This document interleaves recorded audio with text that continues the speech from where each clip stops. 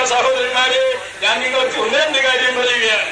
പരിശുദ്ധ ഇസ്ലാമിനെ അല്ലാഹുവിന്റെ റസൂലും ബഹുമാനപ്പെട്ട സ്വഹാബാക്കളും എങ്ങനെയാണ് കെട്ടിപ്പടുത്തത് എന്ന് നിങ്ങൾക്കറിയാമോ?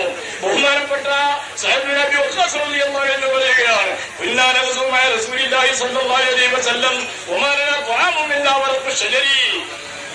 ബഹുമാനപ്പെട്ട സഹീഹുൽ റളിയല്ലാഹു അൻഹു പറയുന്നു, ഞങ്ങൾ അല്ലാഹുവിന്റെ റസൂലോട് കൂടി പാവനമായ ദീനിന്റെ രക്ഷയ്ക്ക് വേണ്ടി പോരാടിക്കൊണ്ടിരിക്കുന്ന കാലത്ത്, ഇസ്ലാമിന്റെ ബന്ധവൈരികളോട് ഞങ്ങൾ സമരം ചെയ്തുകൊണ്ടിരുന്ന കാലത്ത്, ഞങ്ങൾ വെച്ചോട് നിന്നിട്ടല്ല, ഞങ്ങൾ ബിരിയാണി നിന്നിട്ടല്ല, ഞങ്ങൾ മറ്റുള്ളതായ വിഭവങ്ങളൊന്നും കഴിച്ചിട്ടല്ല, ഞങ്ങൾക്ക് യാതൊരു ഭക്ഷണവും കിട്ടാതെ വെറും മരത്തിന്റെ ഇലകൾ അടിച്ചു കൊഴിച്ച് ആ മരത്തിന്റെ ഇലകൾ കാലികൾ തിന്നുന്ന ക്രമത്തിൽ മരത്തിന്റെ ഇലകൾ തിന്നുകൊണ്ടാണ് ഞങ്ങൾ അല്ലാഹുവിന്റെ റസൂലോടുകൂടി ഇസ്ലാമിന് വേണ്ടി പോരാടുകയുണ്ടായിരുന്നത് എന്ന് ബഹുമാനപ്പെട്ട സഹോദരന്മാർ എന്ന് പറയുന്നു.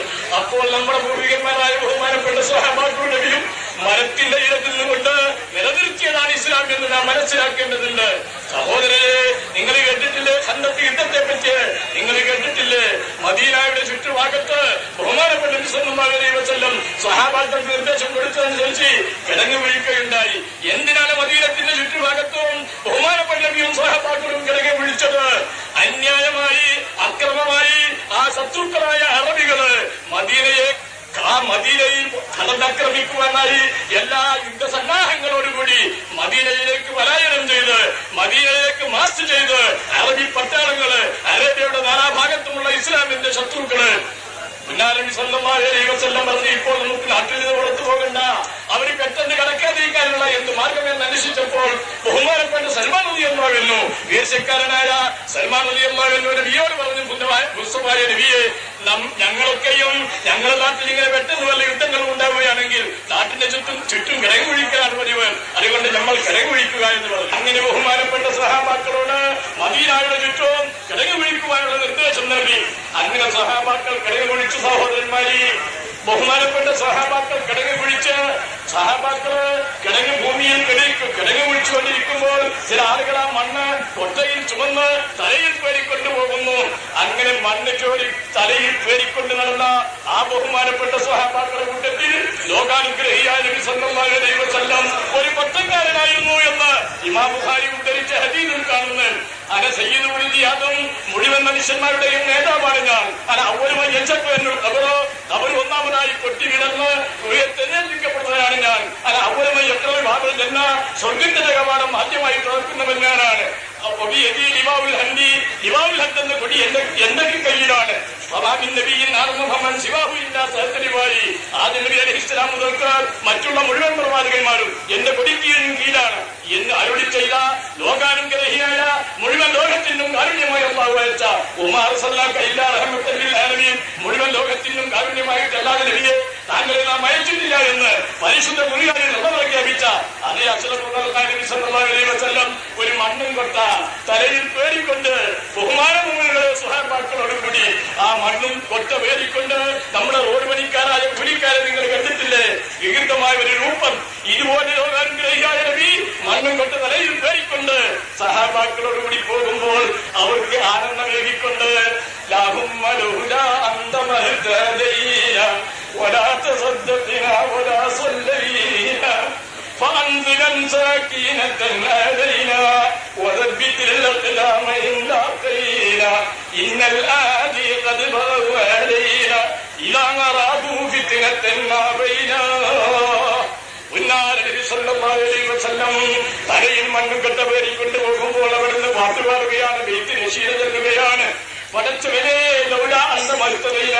നീ ഞങ്ങളെ സന്മാർഗികളാക്കിയിരുന്നില്ല എന്ന് വരികയും ഞങ്ങൾ ഒരിക്കലും സന്മാർഗം പ്രാപിക്കുകയോ ഞങ്ങൾ നമസ്കരിക്കുകയോ ഞങ്ങൾ ധാരാളങ്ങൾ ചെയ്യുകയോ ചെയ്യുന്നവരായിട്ടില്ല.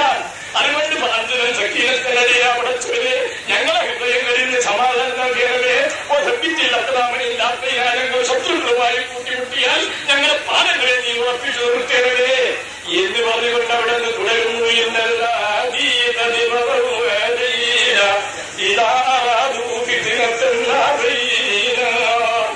അല്ലാഹുവേ, ഞങ്ങൾ അക്രമികളല്ല, ഞങ്ങൾ മുസ്ലിമീങ്ങളാണ്. ഞങ്ങളൊരിക്കലും അക്രമത്തിന് മുതിരുന്നവരല്ല. ശത്രുക്കൾ ഇങ്ങോട്ട് ആക്രമിക്കാൻ വന്നിരിക്കുകയാണ്. അതുകൊണ്ട് ഞങ്ങൾ മർദ്ദിതരാണ്, ഞങ്ങൾ മർദ്ദകന്മാരല്ല. മർദ്ദിതരായ ഞങ്ങള് ആ മർദ്ദകന്മാർക്ക് തലമുനിക്കാൻ പോകുന്നില്ല. ഇതാ അറാദു ഫിത്ന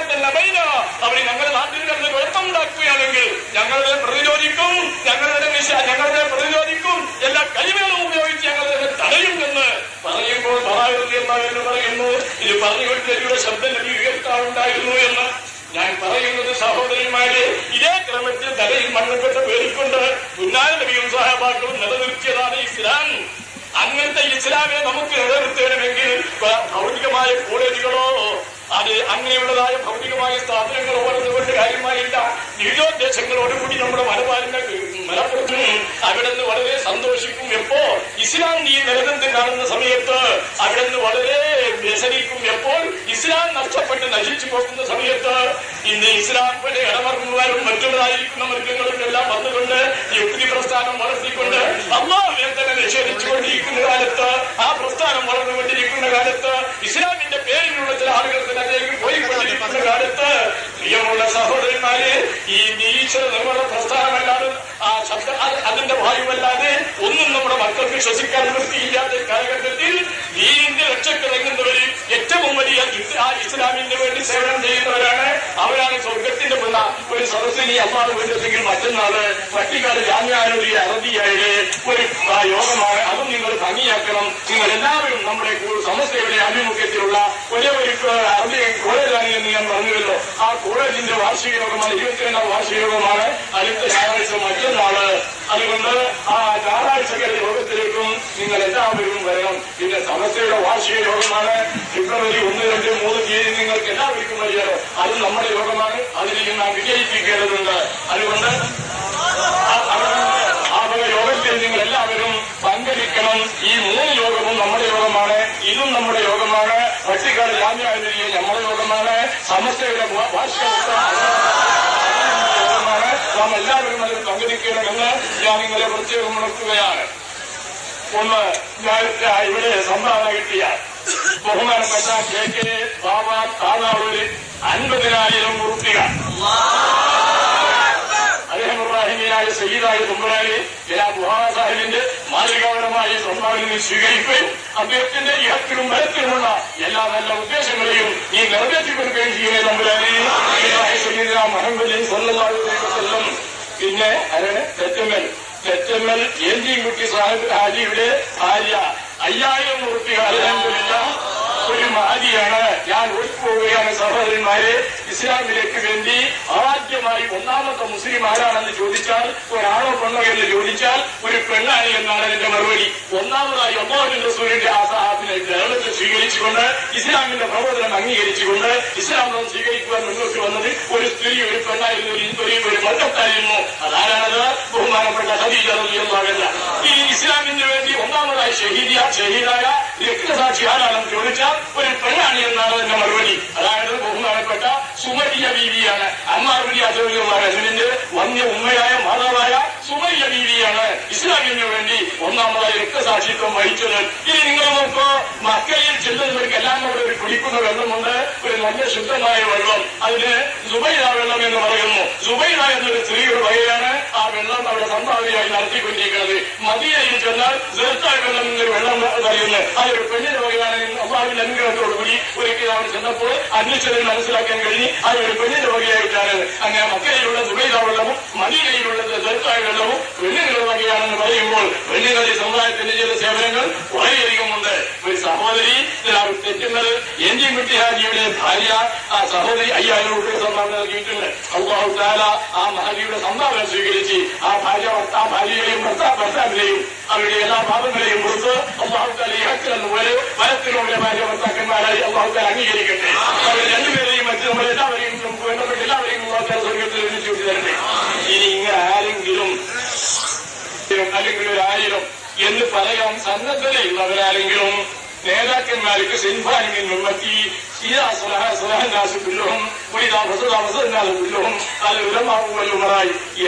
എന്റെ സമുദായത്തിൽ നിന്ന് 2 കക്ഷി നന്നായാൽ സമുദായം മുഴുവനും നന്നായി, ആ 2 കക്ഷി ദുഷിച്ചാൽ സമുദായം മുഴുവനും ദുഷിച്ചു. അത് മതപണ്ഡിതന്മാരും നേതാക്കന്മാരുമായി കഴിവുള്ളവരും ആണ്. അതുകൊണ്ട് കഴിവുള്ളവർക്ക് സ്വർഗം അല്ലാഹു തആല മുഅ്മിനീങ്ങളിൽ സ്വർഗം അങ്ങ് കൊടുത്തിട്ടാണ് അല്ലാഹു തആല സത്യവിശ്വാസികളിൽ നിന്ന് അവരുടെ ദേഹങ്ങളെയും അവരുടെ സ്വത്തുക്കളെയും അവർ വിലക്ക് വാങ്ങിയിട്ടുള്ളത്. അതുകൊണ്ട് അല്ലാഹുവിന്റെ സ്വർഗത്തിന് ദേഹവും കൊടുക്കുന്നില്ലെങ്കിൽ ദേഹം തന്നെ എങ്കിലും കൊടുക്കാൻ സന്നദ്ധതയുള്ള സഹോദരന്മാർ ആരെങ്കിലും നേതാക്കന്മാരും പൈസയുള്ളവര്, പൈസ എന്നാൽ പാട് വെല്ലും തായം, അത് തായാകുന്നതിന് മാത്രമാണ് പണം എന്ന് പറയുന്നത്, ദുനിയാവി എന്ന് പറയുന്നത്. അതുകൊണ്ട് പ്രിയമുള്ള സഹോദരന്മാരെ, അങ്ങനെ ആരെങ്കിലും കൊടുക്കാൻ സന്നദ്ധതയുള്ളവരുണ്ടെങ്കിൽ പറഞ്ഞാൽ ഈ മഹാന്മാരൊക്കെയും നമ്മൾക്ക് വേണ്ടി പിന്നീട് വായിക്കുന്നതാണ്.